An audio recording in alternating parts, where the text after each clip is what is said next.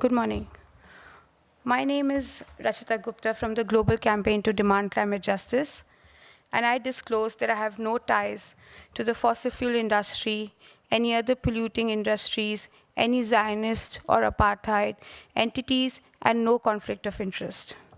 As DCJ, we want to begin by condemning the brazen and illegal military attacks carried out by the United States and Israel on Iran.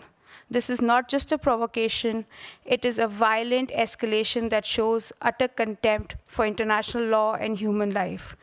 These are the same governments complicit in the genocide in Gaza and are fueling, arming, funding, and justifying mass atrocities with complete impunity. These are not isolated incidents. They are part of a systemic pattern of militarism, colonial domination, and the weaponization of foreign policy to protect power, profit, and the empire. And they are backed by their friends in the UK, the European Union, and other global north countries, who are right now in these very halls preventing any kind of progressive or meaningful climate action to continue as we head towards COP30. So we welcome you to this press conference where our members will walk you through all that has happened in these 2 weeks of the SB62 negotiations, who are the real blockers of progress in these halls, and then what is it that we as civil society are demanding be delivered in COP30. So we will first begin with Meena Raman from Third World Network. Good morning. What you are witnessing right now in the 2 weeks in Bonn is actually the precursor of what the big battles will be in Belém, Brazil. Quite clearly, the process here is actually to ensure that the views of opposing parties are actually reflected in texts which will be forwarded to Belem for further negotiations. So it's not really negotiations as such. They haven't really happened in terms of agreement on many things. So it's a lot of disagreements on a wide range of areas. For instance, one of the biggest disagreements is over how you treat provision of finance from developed countries, which is what is called the Article 9.1 of the Paris Agreement discussion. This was right at the beginning of the of the Belem talks as well, the Bonn talks as well. I'm already in Belem right now. The Bonn talks, when we first began with the G77 and China wanting the discussion on Article 9.1 of the Paris Agreement, which is very clearly a mandatory obligation for the provision of finance.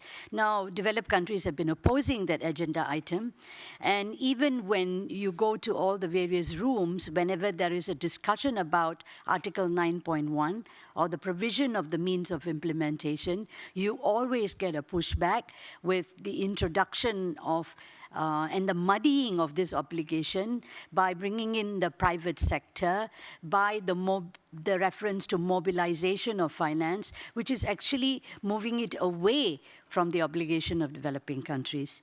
Now, what's interesting to watch at this point in time, right in the next room here in Nairobi, there is a big discussion going on the issue of adaptation. For us, the adaptation agenda is absolutely key.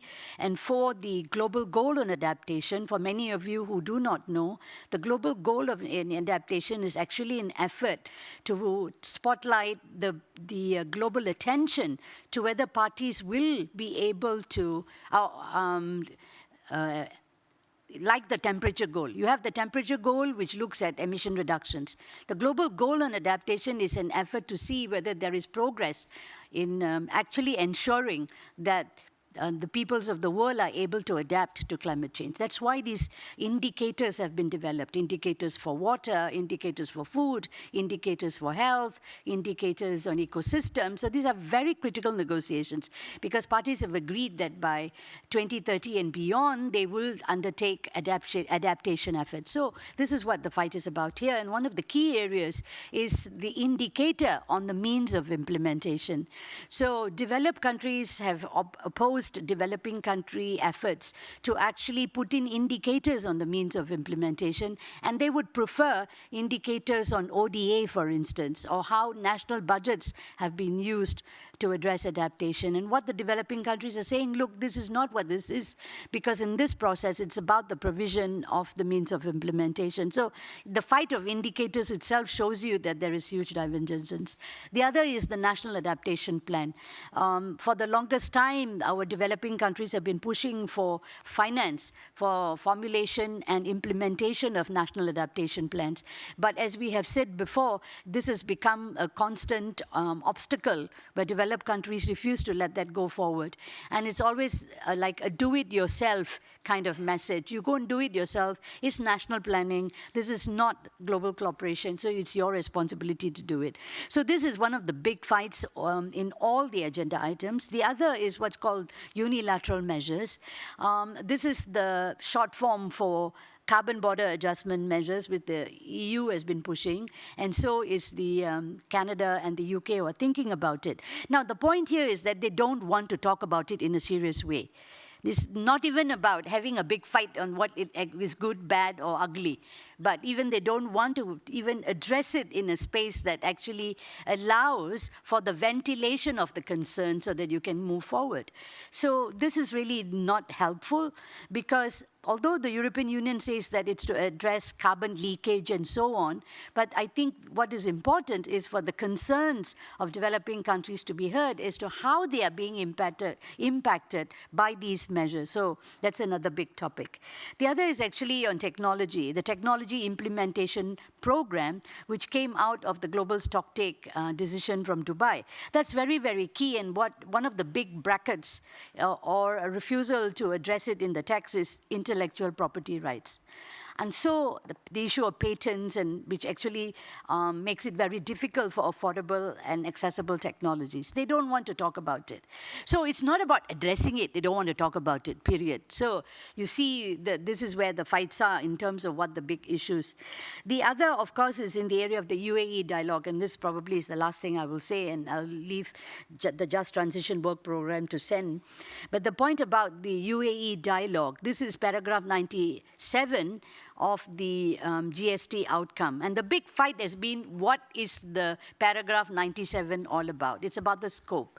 Paragraph 97 of the GST, if you look at where it is, it's under the finance section. You have many sections. You have mitigation, adaptation, loss and damage, and so on. And under the means of implementation, there's a finance section. So the understanding of many developing countries is that this is about a finance discussion. But what it has turned out to be is that the other side says we want to discuss everything. We want to discuss all GST outcomes. And for them, the GST outcomes, when they mean, is that actually the fossil fuel transition, the energy transition under paragraph 28 of the GST. So that's become the bone of contention. So whether the text will go forward on the UAE dialogue or not, which actually looks at the details in terms of the views of parties, we don't know.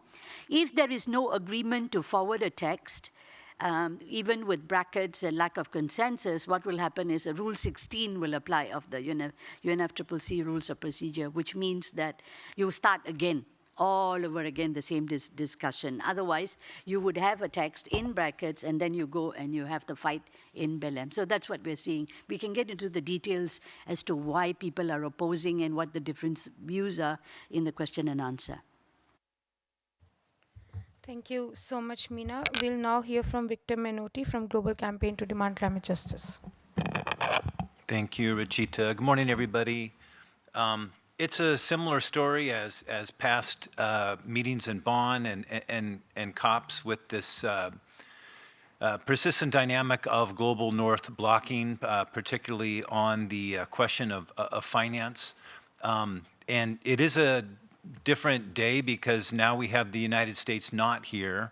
It's the first time since the re-election of President Donald Trump. His second term, of course, he pulled out, was it 4 years ago, 8 years ago, and then now again. But they're still very present, or at least they're dynamic, and there's, they're ghosts perhaps, but I want to talk a little bit about the the elephant not in the room that is still very much felt here.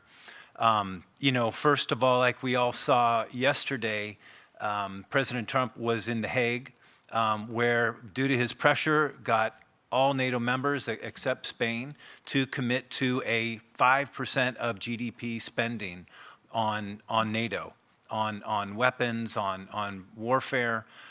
This, of course, sucks the oxygen out of the room in every negotiating track that's about finance. How are these countries going to finance this expansion, most of which is going to go to U.S. defense contractors when it needs to be going to developing countries, right? To deliver financing for the implementation of their NDCs, their nationally determined contributions, for their national actions adaptation plans, for loss and damage, for the new fund that was just created. It really restricts the ability of countries to do that. And they're going to have to borrow to be able to pay this NATO bill. So those countries will be going deeper into debt and violating their international commitments to provide climate finance under the Paris Agreement and the Climate Convention. Remember, the fight in Paris was over not should, but shall. Developed countries shall provide finance and technology to developing countries. And we're seeing that being flouted here. So for us, that explains a lot of the dynamics in the room, why Europe was being so insistent and other developed countries on blocking the Article 9.1 discussion from even having. Developing countries who are asking for a conversation on how to implement this. About the UAE dialogue was an attempt to try to establish a tracking process for the delivery of climate finance that has been so lacking. And then, of course, just 6 months after the last COP in Baku, where we saw the NCQG, the new collective quantified goal, have really zero new commitments for public financing. The whole theory of change there was that you would have a core of free public grants that would then leverage all of this larger private finance, but without that committed core of free grants. How does that whole mobilization theory of change work? It's not really clear. So developing countries are kind of left, it looks like, doing it on their own.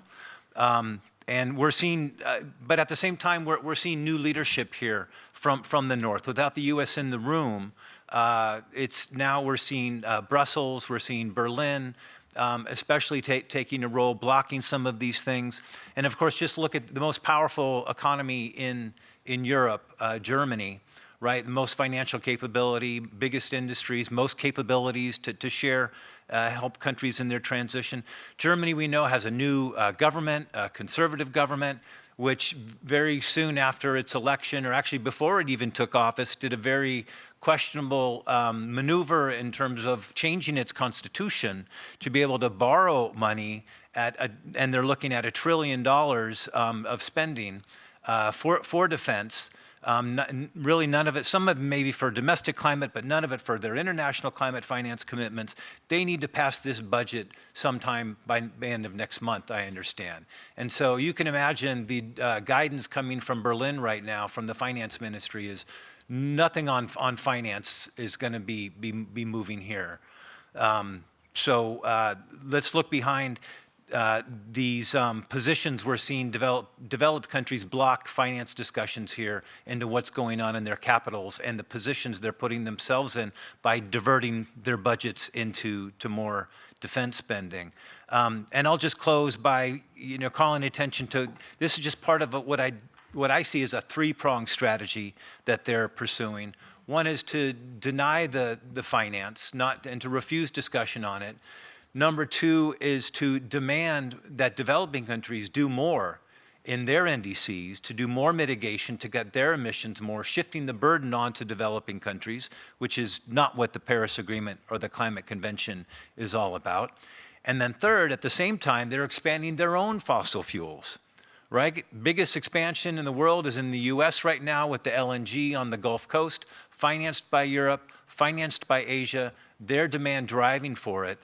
And I'll just finish by pointing to the new report from Oil Change International that shows 4 countries, US, Norway, Canada, and Australia, 4 developed countries are responsible for 70% of the fossil fuel expansion by 2030. So this is the game that we see, and calling it out here as demand climate justice. Thanks. Thank you so much, Victor. We'll now hear from Dylan Hamilton from Alliance of Non-Governmental Radical Youth, Angry. Hi, I voluntarily disclose that I have no ties to the fossil fuel industry or any other polluting industry, no ties to any Zionist or apartheid entities, and I have no conflict of interest. Many parties here are either willfully ignorant of or deliberately distracting from what is required to achieve real transformation to meaningfully reduce emissions. Across various negotiation streams, we are seeing a vast number of false solutions, techno-fixes that allow us to continue as normal and imagining that we can undo our actions at some point in the future. Furthermore, now embedded into the heart of climate policy, we are seeing the proliferation of carbon markets and offsets in countries' nationally determined contributions. This is not a sign of ambition. This is evidence that governments are more committed to protecting corporate profits than prioritizing peoples at the front line of this crisis, especially young people. Instead of cutting emissions at the source, countries are institutionalizing even more emissions through offsetting schemes that privatize our land, our water, and our forests, driving them into the hands of the elite to further exploit and extract from. These false solutions are an attempt to legitimize pollution, not end it. They deepen climate injustice and delay the urgent transformation that we need. Now we can add geoengineering to this long list of false solutions. These risky, speculative technologies are designed to keep business as usual on life support, to extract as much profit as possible before everything comes crashing down. Even worse still, young people who desperately want to protect our Earth, who see the climate crisis for the existential threat that it is, are being tokenized to give these false solutions a sense of legitimacy.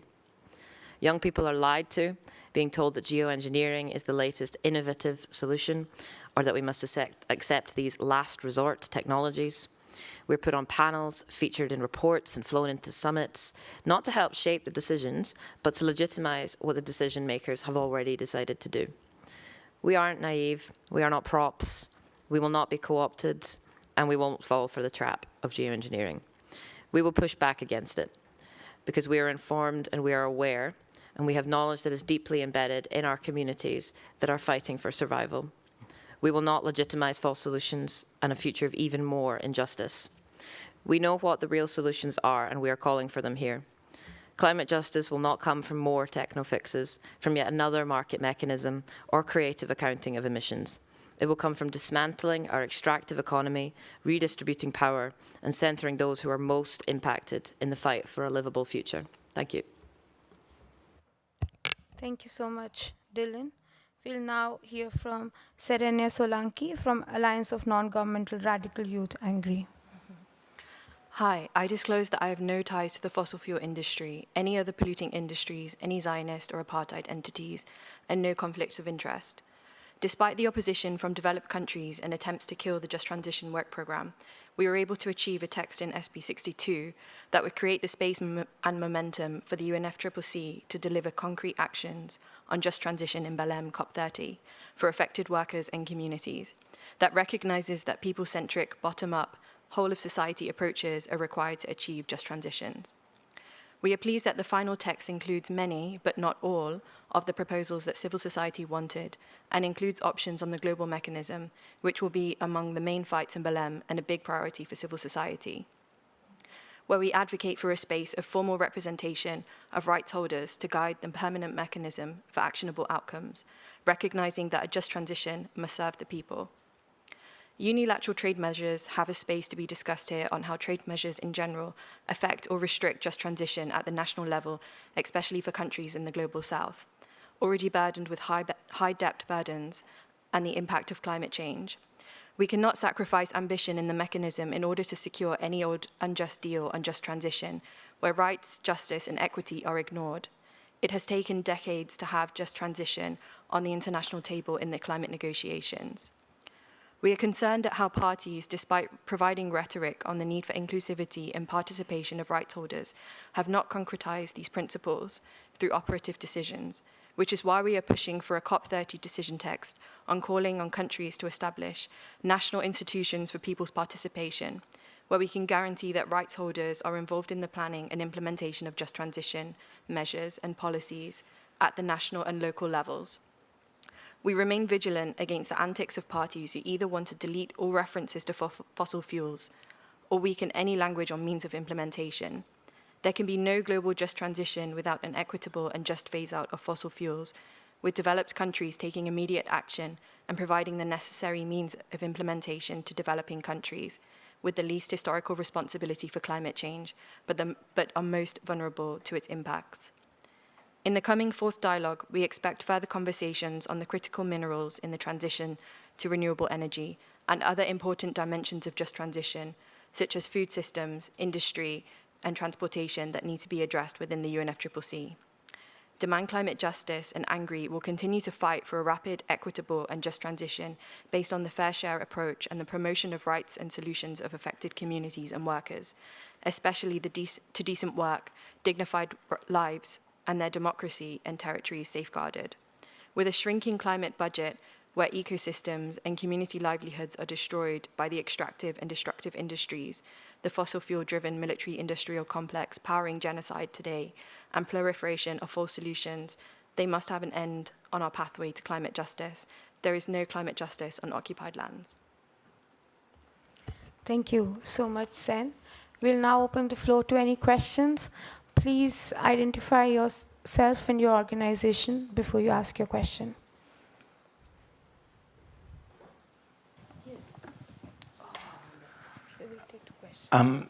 So if I arrived a little bit late, Alistair Thompson from Scoop Media. From what you're saying that you've got a good text on just transition. We've got a text that includes a lot of proposals. Can we collect a few questions? Can you ask specific So questions so that we can ask? the question is, so I mean, obviously the negotiations here have been quite disappointing as far as I can tell. But what I heard you say was that the just transition text, which you currently have on the table, is actually quite good. Is that correct? Thank you. Can you also pass the mic to, and then to Sam? Thank you. I have also a question for Mina and a question for Serania. My question for Mina is, yes, I'm Cláudia Antunes, I am from Brazil, journalist from Brazil, from a website on the Amazon. My first question is, of course, there is a legal obligation in the treaties by the developed countries to provide public finance. But we know that this won't happen, at least in the short term. So my question is there an option in increasing the cooperation between countries of the Global South in terms of technical assistance? And so I don't know how this would happen outside the treaties or not, but I'm just... And then my question for Serania is, when you say that the text of just transition is good, but it lacks, the great battle will be about the mechanism of implementation. Can you just be more specific about the kind of mechanisms that you envision that are being proposed? Because I was reading the text, it's not clear for me, to me.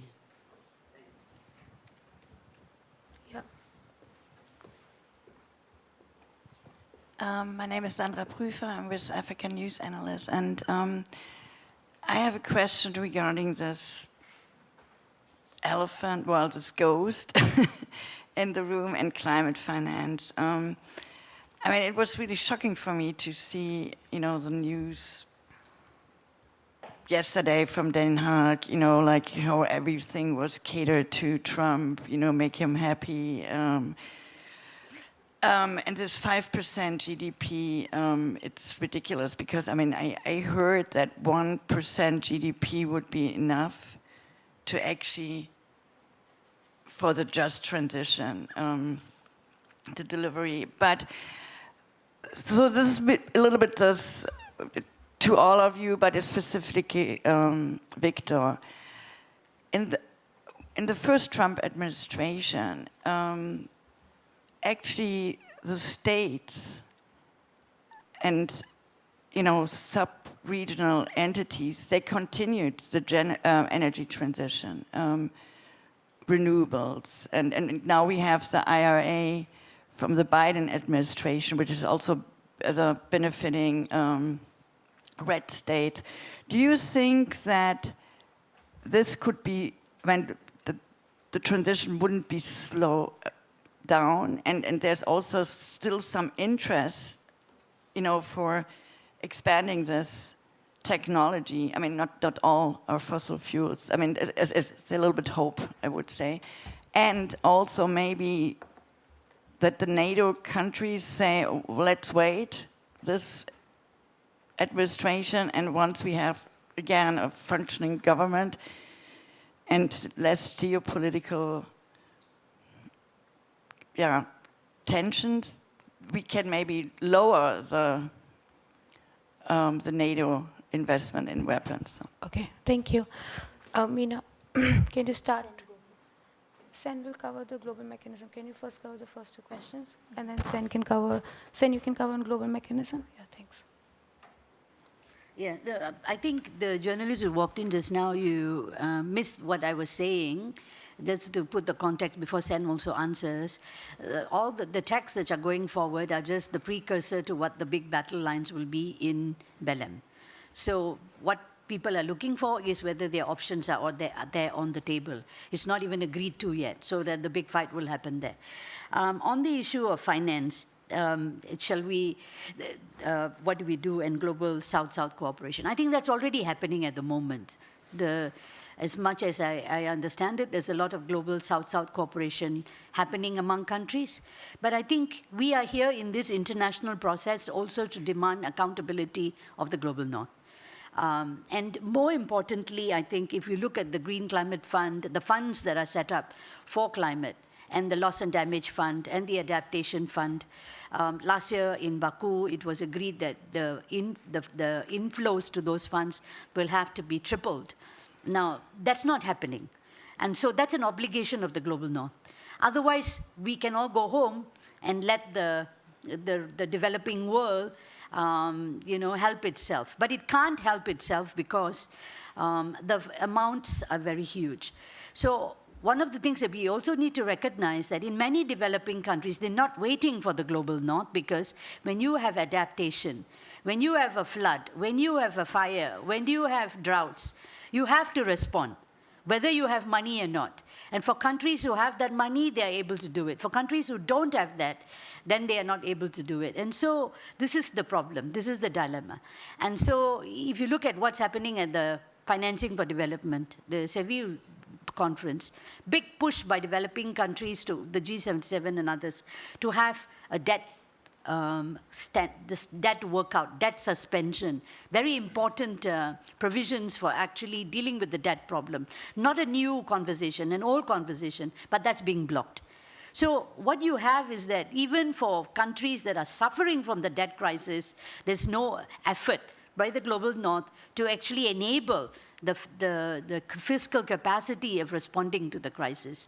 So this is where we're having a problem. It's not about shifting the responsibility to the developing world, but holding the developed countries to account because of their climate debt, because if not for the historical responsibility, we wouldn't be having this magnitude of crisis. Thanks, Meena. Sen, then Victor, and Dylan, if you want to come in the end. Yeah, so on your question on if the text is good for the Just Transition work program, So right now, it's really just laying the foundation with proposals that we've brought forward from civil society. The big fight will happen in Belem, but having language around rights holders and naming those groups, and even naming social dialogues, and the options that we see around new institutional arrangements is where we see the upcoming fight for a global mechanism. Victor, we only have 1 minute. Quickly, yes, that is the hope. That's how it has to work. And just so folks know, in the U.S., there is a bipartisan coalition of 24 governors from states, 55% of the population, 60% of the economy. They're going full ahead with their plans for cutting emissions. Same thing with a lot of municipalities. So, yeah, in 4 years, we hope we have a very different situation. Thank you, Victor. Sorry, Dylan. We'll close this here, just inviting everyone to visit www.demandclimatejustice.org to get access to some of the resources and briefers that we have created to engage in this process. Thank you so much for joining us. Yeah, and the panelists are available outside if you have more questions. Thank you.